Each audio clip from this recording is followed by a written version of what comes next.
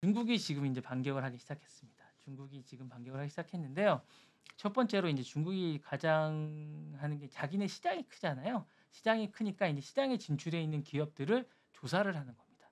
그러니까 이제 가장 큰 빅테크 기업들을 조사를 하기 시작했습니다. 구글, 엔비디아, 인텔은 지금 조사를 하고 있는데 구글, 엔비디아는 반독점을 관해서 조사를 하고 있고 인텔도 지금 조사를 하고 있습니다. 이 부분에 대해서 이제 미국에 대해서 이제 이걸 조사를 하겠다라고 하고 있고 반독점에 관해서 이게 파이낸셜 타임즈에 난 기사입니다. 이 부분에서 조사를 하겠다고 얘기를 죄송합니다. 하겠다고 하고 있고요. 요 부분에 관해서 이제 정확하게 조사해서 보복 조치를 하겠다고 얘기를 하고 있습니다. 이게 사실상 이 부분을 카드로 쓸지 실제로 조사에 들어갈지는 잘 모르겠습니다. 근데 지금 오늘 아침에 난 기사를 보면 트럼프 정부는 이제 카드로 쓸 가능성이 있다고 하는데 제가 이제 조금 전에 들어오기 전에 이제 기사를 또 봤습니다. BBC 기사를 봤더니 트럼프 정부가 중국에서 홍콩에서 오는 우편물에 대해서 제한을 또 하겠다고 해요. 그걸 또 막겠다고 하면 소포나 이런 것들을 또 막겠다고 합니다. 이게 전면전인 것 같아요. 그러니까 전반적으로 지금 전면전인 것 같고 계속 지금 하나를 주면 하나를 또 막고 하나를 주면 하나를 막는 약간 이런 식의 어떤 방식을 하고 있는 것 같은데 그래서 이제 또 이제 오른쪽에 보면 BBC가 좀 나왔습니다. 5가지 방법. 중국이 미국의 관세를 막는 5가지 방법이 또 있다고 지금 오른쪽에 났는데 뭐가 있느냐 봤더니 에너지 부분에 관해서 이제 미국산 석탄과 에너지 관세를 하겠다는 부분이 있고 자동차, 농기계 부분에서 10% 관세를 하는 게 있고 그 다음에 미국 기술이나 기업을 좀 전에 얘기했던 그런 부분에서 반독점 조사를 하는 게 있고 미국 기업을 신뢰할 수 없는 기업이다라고 해서 리스트를 하는 부분이 있습니다. 그리고 이제 가장 중요한 강력한 건데 이게 사실은 중국이 가장 자랑하는 게 뭐냐면 그 희귀금속이 많습니다. 히토류나 이런 게 많은데 25개 정도가 있습니다. 이런 부분이. 이런 부분들을 수출을 안 하는 겁니다.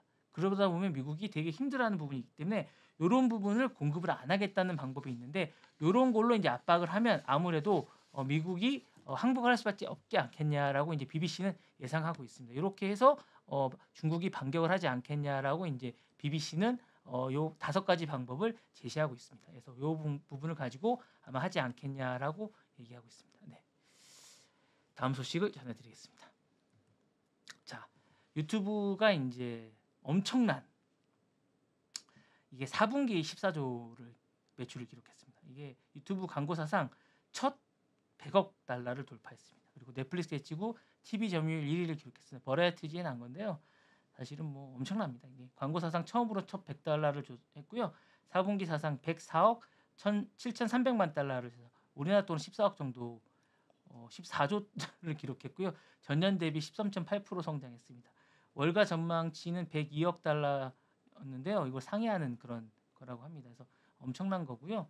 12월 점유율도 이제 넷플릭스 8.5%를 제치고 11.1%라 1위를 차지했습니다. TV에서 이제 하루 평균 10억 시간 이상을 사람들이 유튜브에서 본다고 합니다. 이게 엄청난 겁니다.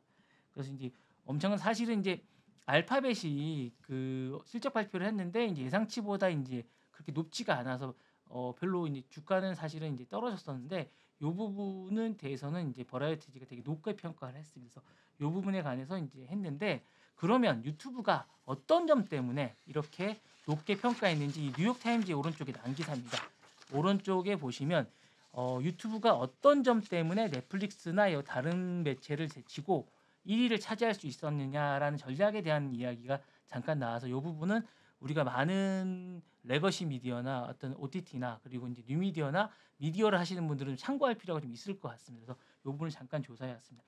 일단 2년 전에 유튜브는 넷플릭스나 기존 미디어, 그러니까 레거시뿐만 아니라 넷플릭스나 디즈니가 하는 이런 방식을 포기했습니다. 2년 전에. 그러니까 오리지널 콘텐츠를 제작하는 방식을 일단 포기했습니다. 본인들은. 일단 철저하게 본인들은 플랫폼 방식으로 가겠다고 생각을 한 겁니다. 자신들이 뭔가를 만들겠다는 생각을 하지 않았습니다. 그러면서 사용자 제작 UGC라는 방식으로 해서 집중했습니다. 그러면서 가장 중요한 건 수익의 55%를 창작자에게 주는 방식을 택했습니다. 이게 가장 중요합니다. 우리나라의 경우 이렇게 주는 방식이 없습니다. 그러니까 본인들이 플랫폼을 제공하는 방식이 45%를 가져가고 창작자에게 55%를 주는 곳은 없습니다. 저는 이렇게 제작하는 곳을 지금까지 저도 제작을 많이 해왔지만 이렇게 제작하는 곳을 본 적이 없습니다. 이런 플랫폼을 저는 정말 본 적이 없습니다. 앞으로도 없을 거고 지금까지도 없었습니다. 이게 대단한 방식이라고 보고 이렇게 하면 다 이쪽으로 몰릴 수밖에 없습니다. 지금 뭐 틱톡도 있고 많이 있지만 유튜브를 따라갈 수 없는 가장 큰 이유는 전 이 방식이라고 봅니다. 이게 대단하다고 보고요.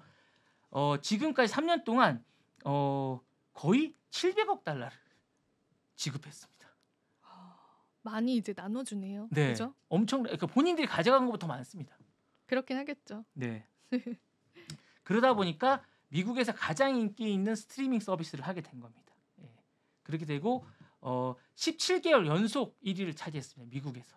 예. 그렇게 되고 광고도 계속 성장하고 그리고 구독 서비스도 증가하게 되는 겁니다. 그러니까 이게 선순환 구조가 이게 선한 영향력을 행사하게 되는 것 같습니다. 나눠주면 줄수록 더 많이 성장하게 되는 거죠.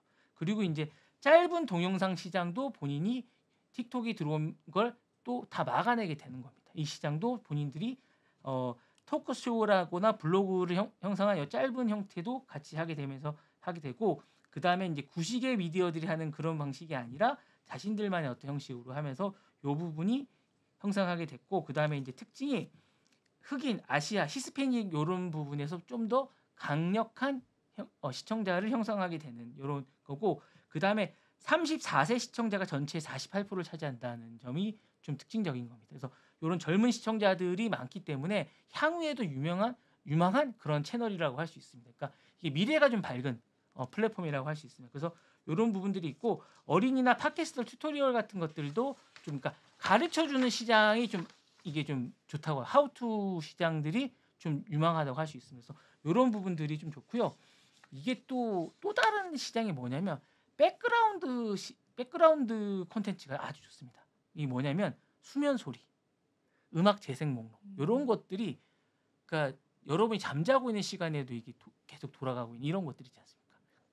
이런 것들이 아주 인기 있는 거고 팬데믹 이후에 TV 시청 시간을 잘 활용한 것들이 아주 극적인 어떤 모멘텀을 이룬 게 아닌가라는 생각이 듭니다. 이런 것들로 이제 시청 시간을 많이 해서 그러니까 이런 것들을 잘 참고하시면 저는 이제 좀 뭔가를 만드실 때 플랫폼을 만드시거나 뭔가를 하실 때 좀 참고하시는 게 좋을 것 같아요. 그러니까 무조건적으로 뭔가를 수익만을 하는 게 아니라 뭔가 창작자들에게 뭔가 공간을 제공해주고 그들과 함께 상생할 수 있는 이런 것들을 만드는 좀 플랫폼이 좀 중요한 게 아닌가라는 생각이 듭니다. 그러니까 우리나라든 해외든 이렇게 뭔가 플랫폼을 보면 계속 뭔가를 뺏어가는 느낌이 들거든요. 저 창작자들한테 뭐 그런 건 좀 안 좋은 것 같습니다. 제가 볼 때.